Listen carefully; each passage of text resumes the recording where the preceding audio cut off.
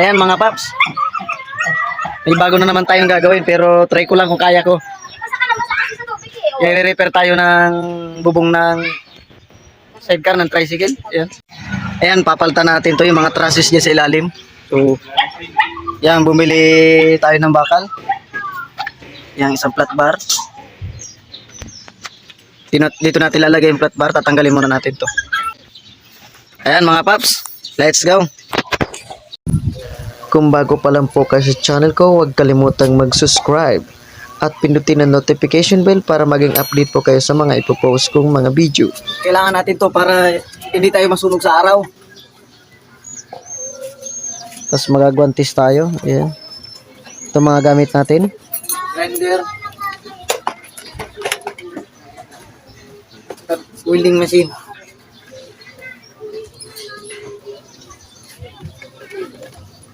Ayan, let's go mga paps.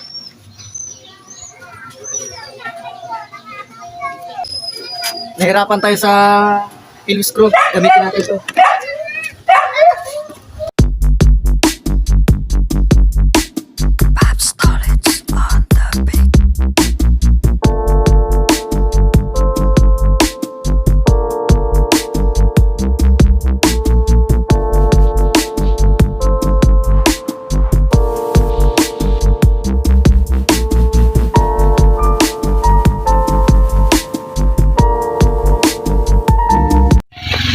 Ayan, natanggalan na natin ang bubong.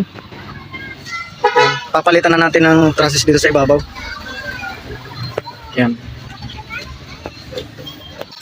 Okay, let's go.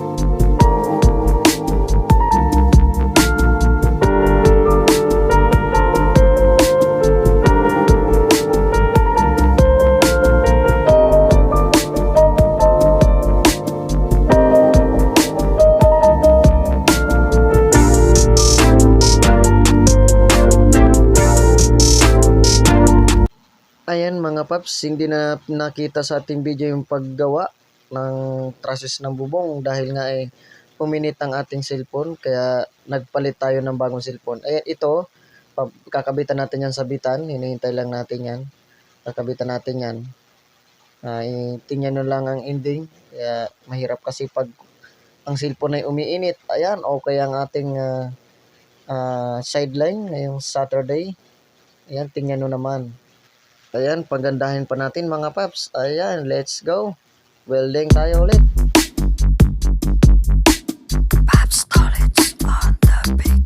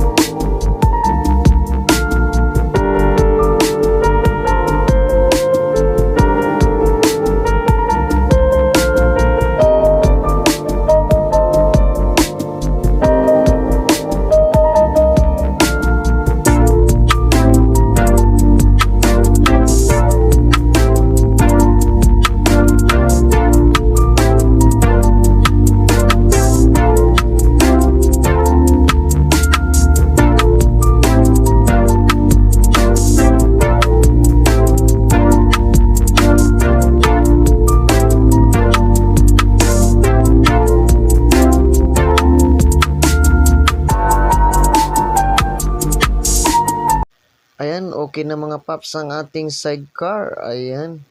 Kung bago ka pa lang po sa channel ko, huwag kalimutang mag-subscribe at pindutin ang notification bell para maging update po kayo sa aking mga ipopost. Yan mga paps, pantay na pantay ang bubong yan mga paps, naka-level yan. Tingnan nyo, oh. Pugi na ulit ang sidecar ni Kuya. Ayan. Ayan oh, mga paps. Kaya subscribe na mga paps. Pako lang yan ang sabitan mga paps. Let's go!